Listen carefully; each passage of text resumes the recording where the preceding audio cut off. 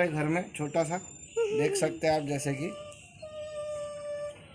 इसको हमें उड़ाना चाहिए। अभी हम उड़ा देते हैं क्योंकि रखना तो पॉसिबल नहीं है, रख भी नहीं सकते। ये देखिए छोटा सा है, और देखिए इसका इतना सा छोटा बच्चा है, पड़ा रहा है। तो अपन क्या करें, इसको उड़ा देते हैं अभी, है ना। हाँ। इसको अपन फ्री कर देते हैं।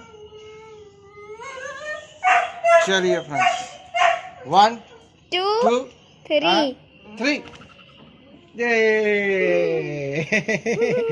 हमने फ्री कर दिया। चलिए बाय।